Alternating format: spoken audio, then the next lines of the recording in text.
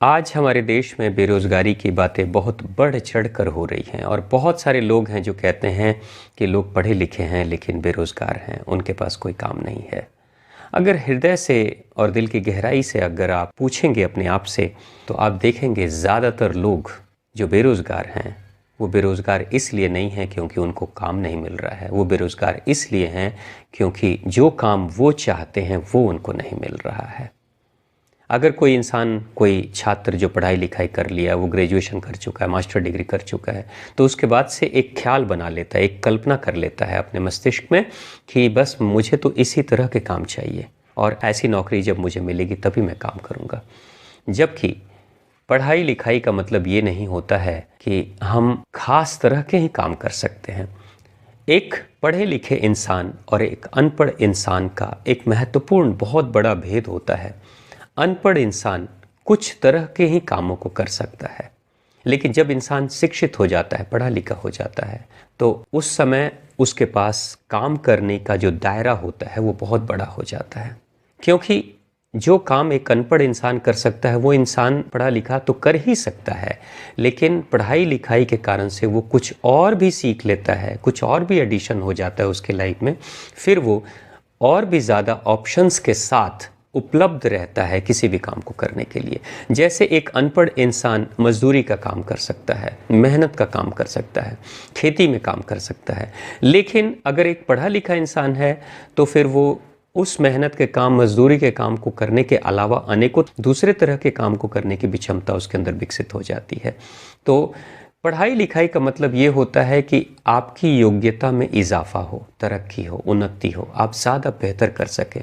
यानी अगर एक अनपढ़ इंसान 5 विकल्प के साथ उपलब्ध है कि 5 तरह के ही काम मैं कर सकता हूँ, तो पढ़ा लिखा इंसान 10 विकल्प के साथ उपलब्ध होता है कि ये 5 तो कर ही सकता हूँ, 5 और भी कर सकता हूँ क्योंकि मैं पढ़ा लिखा हूँ। तो यानी मैं 10 तरह के काम कर सकता हूँ। तो 10 तरह के काम मैं कर सकता हूँ, तो 10 में से कोई भी एक काम मैं पकड़ सकता हूँ और उसे करूँगा, तो बेरोज़गारी का सामना मुझे नहीं करना पड़ेगा। आज की सच्चाई क्या है? हमारे देश की सच्चाई ऐसी है कि पढ़े लिखे लोग बेरोज़गार हैं, जबकि अनपढ़ लोग रोज़गार से भरे पड़े हैं। उनको कोई ना कोई काम मिल रहा है, वो अपनी रोजी रोटी चला रहे हैं, उनके बच्चे, घर के बच्चे भूखे नहीं मर रहे हैं, वो काम कर लेते हैं और 2 वक्त की रोटी का बंदोबस्त कर लेते हैं। लेकिन जब इंसान पढ़ा लिखा हो जाता है तो वो बेरोज़गार हो जा रहा है। तो प्रश्न ये उठता है कि पढ़ाई लिखाई किस काम की आपकी? अगर आपकी जो भी उपलब्ध क्षमताएं थी पढ़ाई लिखाई से पहले, वो भी अगर ख़त्म हो जाती है, तो फिर आप किस काम के हो पढ़े लिखे?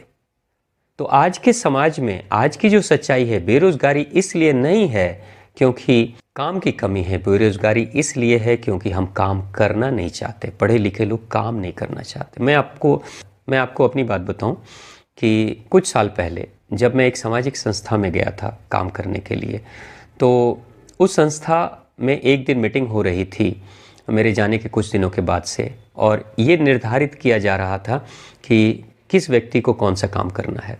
तो संस्था के संस्थापक ने मुझसे पूछा था कि आप कौन सा काम करेंगे, क्योंकि मैं नया नया था उस संस्था में। तो मैंने यही कहा था कि आप जो काम बता देंगे वो मैं कर लूँगा। मैं उससे पहले मैं ग्रेजुएशन भी कर चुका था, कंप्यूटर्स में डिप्लोमा भी कर चुका था। तो मुझे प्रत्येक तरह के काम, जो एक ऑफिस का काम हो चाहे फील्ड वर्क का काम हो, लगभग सभी काम मुझे आते थे और मैंने उनसे यही कहा कि आप जिस काम में लगा दोगे मैं उसको मन से करूँगा। उन्होंने कहा नहीं, फिर भी आप बताएं कि क्या आप कर सकते हो। तो मैंने बस एक ही बात कही थी कि आप मुझसे टॉयलेट साफ़ करा दो, फावड़ा दे दोगे गड्ढे खोद दूंगा, नालियों की सफाई में कर दूंगा, आप झाड़ू दे दोगे तो मैं बहुत बेहतर तरीके से झाड़ू लगा दूंगा, आप अगर किचन में मुझे लगा दोगे तो मैं खाना बना दूंगा, सब्जियां काट दूंगा, जो भी काम मुझे मिलेगा उसको मैं बेहतर तरीके से कर दूंगा। अगर आप स्कूल के बच्चों को पढ़ाने के लिए बोलोगे, मैं उनको भी बेहतर तरीके से पढ़ा दूंगा। अगर आप कहोगे तो फील्ड में अगर पब्लिकली कुछ बोलना हो तो वो भी मैं आपके संस्था के लिए प्रचार प्रसार कर सकता हूँ, वो भी मैं कर सकता हूँ। और अगर आप ऑफिस के काम में कंप्यूटर से रिलेटेड या अकाउंट सेक्शन से रिलेटेड या लिखा पढ़ी का कोई भी काम होगा, वो अगर आप दोगे तो मैं वो भी कर सकता हूँ। तो मर्ज़ी आपकी है कि आप क्या देना चाहते हो। जो जहाँ पे मेरे लिए इस आपकी संस्था में जो कोई भी काम होगा, जिस काम को कोई नहीं कर पा रहा है या कर नहीं रहा है, जहाँ कहीं भी कोई रिक्त स्थान हो और आपको लगता है कि उस काम में मुझे लगाना चाहिए, तो आप मुझे लगा सकते हो। यानी आप मुझे एक इमरजेंसी ग्लैंड की तरह ट्रीट कर सकते हो। जहाँ फिट करना चाहोगे वहीं फिट कर दोगे, मैं वो काम करने के लिए तैयार हूँ।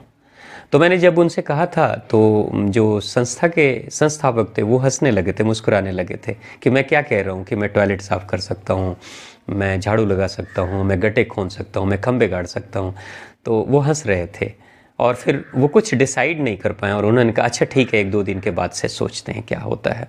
दूसरे दिन सुबह में मुझे याद है कि जब सुबह में मैं गया था टॉयलेट, जब गया तो उनका काफ़ी बड़ा टॉयलेट सेक्शन था जिसमें कई सारे बाथरूम, लैट्रिन कई सारे बने हुए थे। मैंने देखा कि वहाँ पे उस संस्था में छोटे छोटे बच्चे थे जो बहुत स्वच्छता पे ध्यान नहीं रखते थे, और छोटे बच्चे अक्सर लापरवाह होते हैं तो सफाई नहीं कर पाते हैं।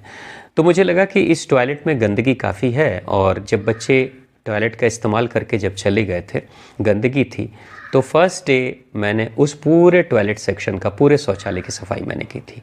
पानी से धुलाई मैंने पहले की और उसके बाद से वाइपर से पूरे टॉयलेट की सफाई मैंने की, चाहे वो बाथरूम हो चाहे लैट्रिन हो, सबकी सफाई मैंने की थी। तो मैंने देखा कि उस संस्था में दूसरे लोग बार बार कंप्लेन करते थे कि इस काम में मुझे लगा दिया गया है, मैं ये काम नहीं करना चाहता हूँ, जबकि मेरे साथ ऐसी शिकायत कभी भी नहीं रही। मुझे उस संस्था में या बाहर बाद के भी किसी भी तरह की गतिविधि में मुझे काम की कभी कमी नहीं हुई। आज भी जीवन में किसी भी परिस्थिति में अगर ज़िंदगी मुझे किसी भी जगह पर फेंक देती है तो मैं फिर से वहाँ से उठने के लिए तैयार रहता हूँ, क्योंकि मैं काम जानता हूँ, काम करना चाहता हूँ। मेरे अंदर काम करने की इच्छा है, काम कर लूँगा, काम चाहे कोई भी हो, प्रत्येक काम को मैं कर सकता हूँ। और मैं आपको बता दूँ कि उस संस्था में मैंने किचन में भी काम किया। मुझे किसी ने कहा नहीं करने के लिए, लेकिन मैंने किया। मैंने किचन में भी काम किया, भंडारे में लोगों को खाना भी खिलाया।